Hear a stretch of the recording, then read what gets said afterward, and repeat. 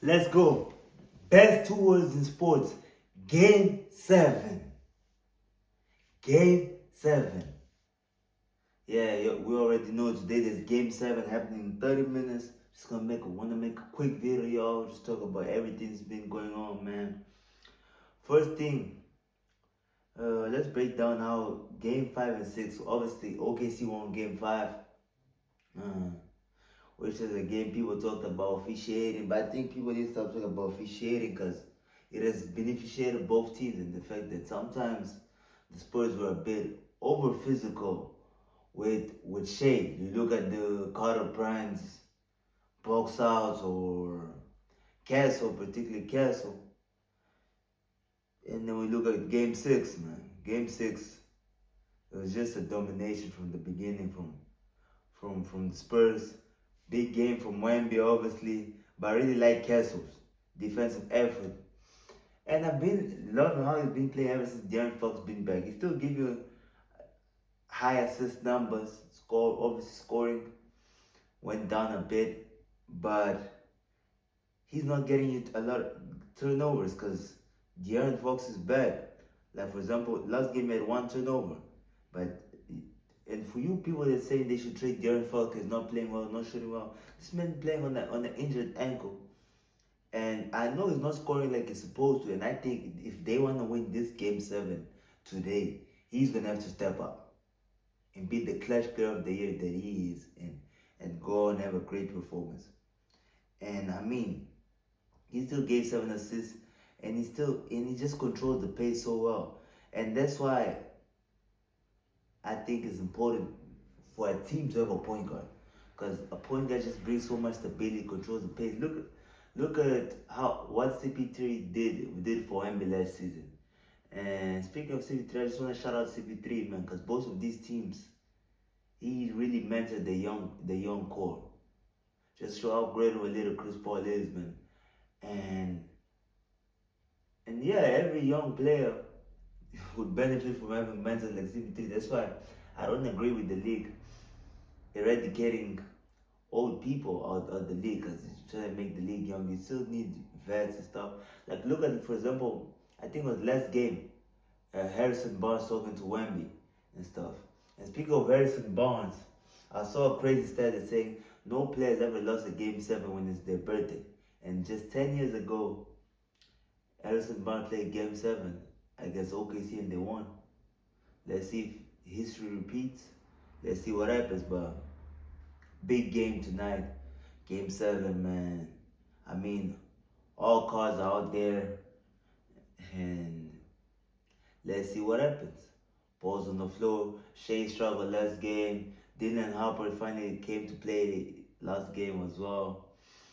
But let's see what happens. J Dub is out. AJ Mitchell is out. They're under man, but they still found ways to perform because they just have such a great bench and great role players. Really, the best role players you can have in this league, and they play both sides of the ball. And they're a competitive group and they're experienced. And then the Spurs are not experienced. So let's see what happens today. I'm really looking forward for this game, man. May the best team win. I don't have a dog in this fight. Me personally, people were saying like but Wemby versus Knicks final will be more entertaining because I may throw like I even posted on my Instagram on the nose trolling like Arsenal and OKC can't win, but I'm just trolling. I don't really care because I just see so many people hating the fact that Arsenal, because they just got fans that are delusional. But switching back to basketball, people don't like OKC because of the way all the antics, all the flailing, the way they play physical. They got guys that you can consider them quote unquote dirty, but I don't do that. But at the end of the day, they're a great team and they deserve to be where they are right now. Okay? So, either the Knicks, I feel like it will be a great matchup. The Knicks versus OKC, as the Knicks as the Spurs. I think both matchups would be great. The Knicks, personally, I think it would be much easier for them to beat the Spurs. than to beat OKC. Just because of matchups, how they match up, but it all depends also because the OKC is so undermanned right now. But let's see what happens because they got guys that can really step up to the plate and deliver. We've been seeing from Jared McCain all this stuff, man. So yeah, now let's talk about quickly before we get out of here, man. We gotta talk about the two superstars, man. For Wemby, this is big, and I say this is I don't. I think this game is bigger for SJ than it's for Wemby, but it's big for Wemby in terms that I mean he's only 22. He's gonna start getting the drum of Kobe Bryant, Magic, LeBron, of young guys that got to the finals. So yeah, and I feel it's good to have a finals appearance, and this team should aim for it because at the end of the day, you never know if you might get back to the finals, what may happen. So you gotta go at it, and I think they got a great chance because I feel like if Dylan Harper plays well, not even Dylan, like I don't expect Dylan Harper to have a great game, but if he comes off the bench and he gives you decent production, because they do need Keldon Johnson as well and Harrison Barnes, and I think he should trust more the old vets he has because he really got good vets. You got Biombo. I mean, he can't do much, but he can still give you good rebounding and stuff. Maybe put Wemby the four with Biombo. You can still. What else? What else can I? You got Kelly Olynyk. You don't feel like spacing wouldn't be a problem. I don't know right now, but I feel like he's a better player than Luke Cornett. I don't know right now. That's what I'm saying. How is he looking like? Because he hasn't had rhythm minutes, but I feel like he should trust more his bench. The same way OKC goes 15 men deep, 12 men deep. So those are the things I gotta say. But I feel like this game is bigger for SJ because Wemby, okay, he's still young. This is his first playoff appearance. Very impressive what he's doing. And so far this year, Wemby's had good game, bad game, good game. Now he has to have a good game. And hopefully he can have this good game and this can be a legacy game for him, like on his young career. Because it's gonna be like, damn, this young guy really stepped up to the plate, and if he wins this, he's officially the face of the league. I think it's safe to say he's the face of the league. But then for SJ, he's the two-time MVP. He doesn't want to give up the throne yet, and he's still young as well. He's only 27 years old, and I feel like it's gonna be tough. It's gonna be a tough game for him because I mean, if the physicality is there, they're not calling the ticket tag foul. It's gonna be a tough game. And he better go there looking to score, not to try to flop. Because you got Carter Bryant, got De'Aaron Fox, they can switch with Dylan Harper. They can put multiple guys in them. And the thing they're doing well lately is they're not double teaming. They're letting him play one-on-one, play against Castle. Castle's more athletic, is the same size, he's bigger, same with Harper. So let's go, mano a mano, and with the best man at the upper end. But I see SJ having a great game, yo, today. Like, he's a superstar. He's going to have a great game 7. I feel it's going to be a competitive game. Both superstars are going to show up to the plate. And people can hate on SJ, he only scores 3 free throws. He's still the league MVP for a reason. So I believe he's going to have a great game. But like I said, it's going to be a tough game. But at the same time, OKC is playing at home. And they won game 5 because they were playing at home. And that's why you always see home court advantage because of game 5s and 7s. But because their bench just gives you so much production. I think they're gonna show up the role players. And I don't know if the Spurs young players are gonna be able to handle playing in Loud City. And we also saw the shenanigans already happening. Like some fans went to play loud music outside of the Spurs hotel, and we know Wemby is very to the T with his sleep, so it might come in pissed or it might come in off. Let's see what happens tonight, man. But really looking forward for this game, man. But one thing I want to talk about SGA is this before we get up on it. This matchup so far, Wemby's been dominating SJ if we're being honest. in all stats. Wemby, let's look at Wemby stats quickly.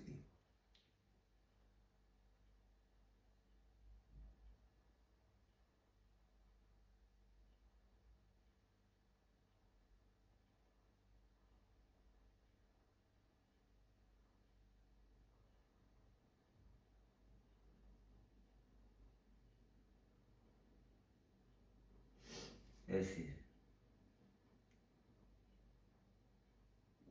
Well, so Wemby is averaging around 28 points per game, uh, shooting, having 12 rebounds a game, 4 assists. SJ is scoring just below 25 points per game, 3 rebounds, 10 assists, which is impressive. The man's averaging a double double. They blitzing him. He's being a point guard. He's finding ways to make passes and stuff. But we have to say that SJ is also shooting 27% from the field. And I mean, his turnovers, I don't think it's that high. I don't really have the turnover numbers here, but I don't think it's that high as people make it out to be. I feel like it's been impressive. You can't ask for. Let's look at his turnovers, game by game.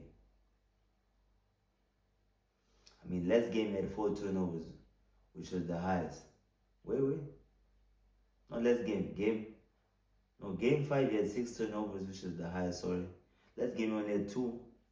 Game 4, so he's averaging around 3 turnovers.